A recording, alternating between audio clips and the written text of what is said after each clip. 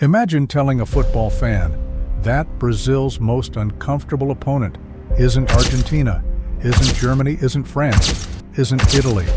It's Norway. Sounds ridiculous, doesn't it? After all, we're talking about the most successful nation in football history. 5 World Cups, more World Cup victories than anyone else. The yellow shirt, the Samba, Pelé, Ronaldo, Ronaldinho, Kaká, Neymar, Vinicius Jr., a country that has inspired generations of footballers around the world. And then there is Norway, a nation with incredible players, a proud football culture, but a country that has never even come close to Brazil's international legacy. So here's the question nobody expected to ask. How is it possible that Brazil has never beaten them? Read that again. Never, not once. Across 4 official meetings spanning almost 2 decades, Brazil has failed every single time. 1 draw, then another. 2 Norwegian victories, including perhaps the most painful one of all, the 1998 World Cup. Think about how absurd that sounds. Football has seen Brazil defeat Argentina, Germany, England, Spain, the Netherlands, Italy, France, Portugal, Belgium. Almost every major football nation has experienced what it feels like to lose to Brazil, except one, Norway. Some rivalries are built on geography, others on politics, others on decades of hatred. This one was built by statistics, and statistics don't care about reputation. They don't care about history. They don't care about 5 stars. The numbers simply tell an uncomfortable truth. Brazil has never solved Norway. That is why this match suddenly feels different. Because this isn't just another round of 16 clash, it's a chance to erase one of the strangest records in football history. Or, to make it even worse, what's fascinating is that this rivalry barely exists in Brazil.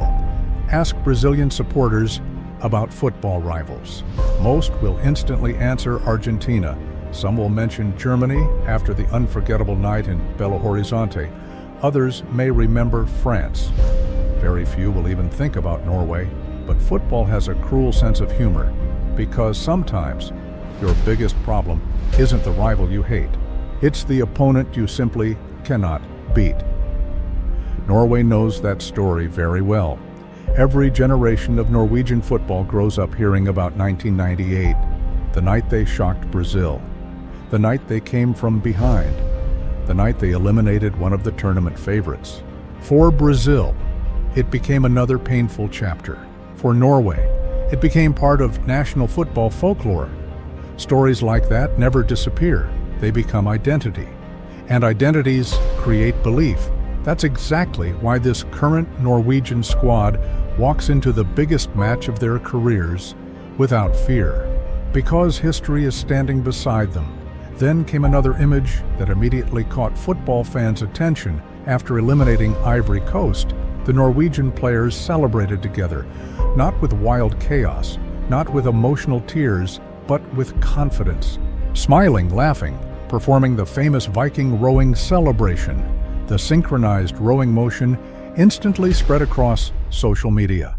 To most people, it looked like a normal celebration. To Brazilian supporters, it felt like something else, almost symbolic, almost like a message, because if they defeat Brazil, don't be surprised if those invisible oars come out again. Only this time, the image would travel around the world forever. That possibility alone adds another layer of pressure, because Brazil isn't simply trying to reach the quarterfinals. Brazil is trying to protect something much larger: its aura, its identity, its reputation. Carlo Ancelotti understands this better than anyone. He knows statistics don't decide matches. Players do. But he also knows footballers are human, and humans hear narratives. They read headlines. They see social media. Somewhere inside that Brazilian dressing room, every single player already knows the statistic: 4 games, 0 wins. That number sits quietly in the background. It doesn't scream, it whispers. Then there is Erling Haaland, the man capable of turning one opportunity into 1 goal. He doesn't need 10 chances, he rarely needs 2. Against Ivory Coast, he reminded everyone why defenders fear him. For long stretches, he waited, almost invisible. Then suddenly, one movement, one finish, one nation erupted. That is what makes Norway dangerous. Not endless possession, not spectacular football. Efficiency, cold, ruthless, Scandinavian efficiency. But Brazil has something Norway has never carried into a World Cup: the weight of expectation. Some people see pressure as weakness. History says otherwise.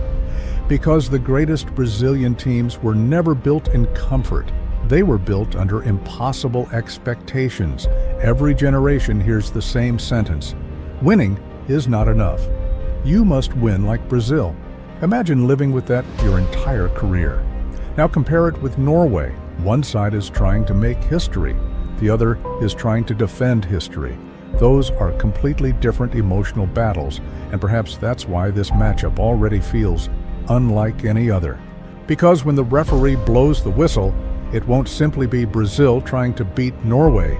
It will be 24 years of frustration, 4 matches without victory, 5 stars searching for redemption, against the one nation that has never learned what it feels like to lose to Brazil.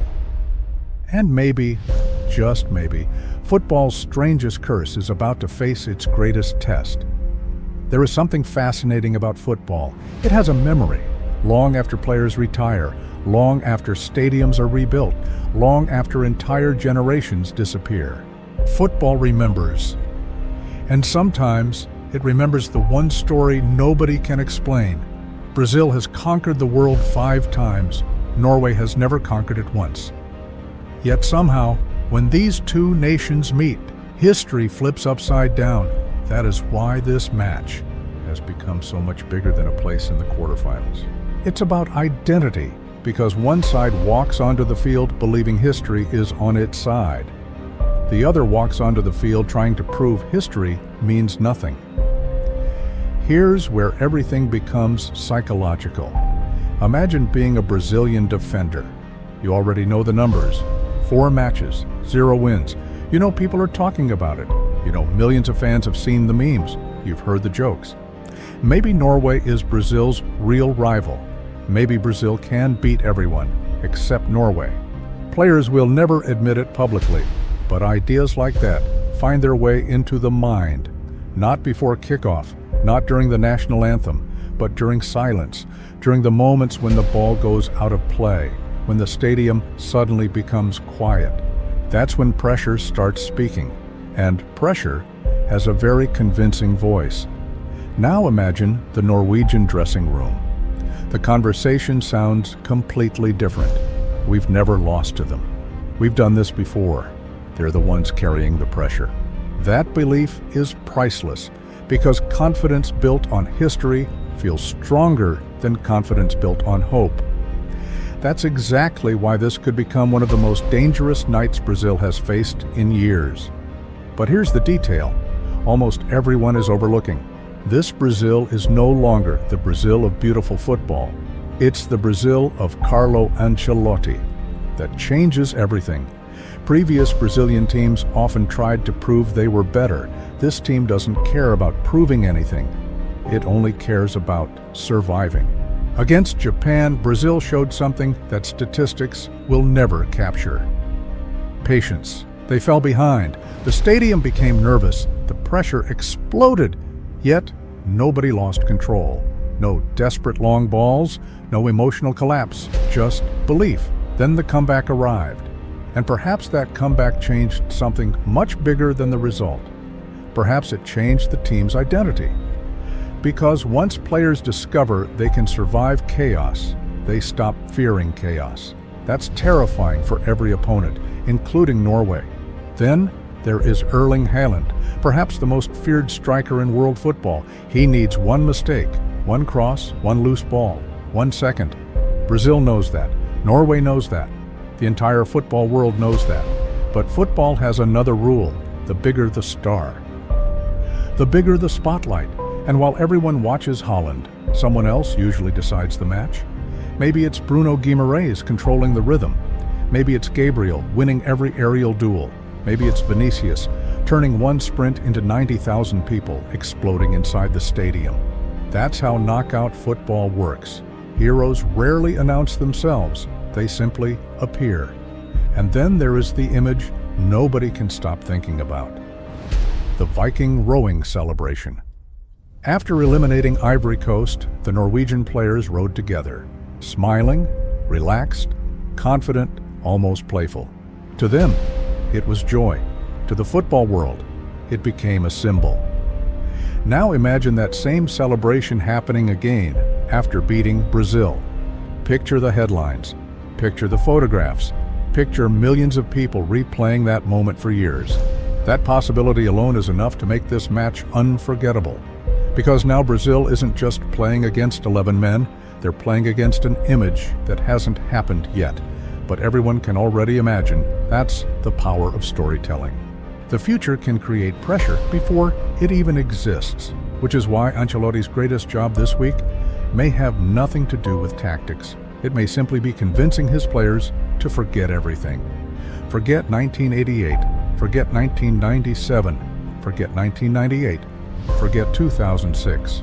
Forget the memes, forget the jokes, forget the undefeated record. Because football has one beautiful truth: the next match never starts 1-0. It always starts 0-0. History inspires, but it doesn't score. Players do. Still, there is one final question that refuses to disappear. If Brazil finally beats Norway, does the curse end forever? Or does it simply become another chapter in football history? And if Norway wins again, at what point do we stop calling it a coincidence and start calling it one of the greatest psychological matchups the World Cup has ever seen? That's why millions will watch this game, not just to discover who advances, but to discover which story survives, the story of the greatest nation football has ever known, or the impossible mystery of the one opponent it has never managed to conquer. Because when the final whistle blows, one narrative dies, the other becomes immortal, and sometimes the most unforgettable World Cup matches aren't the ones with the biggest stars. They're the ones that force football history to choose between logic and legend.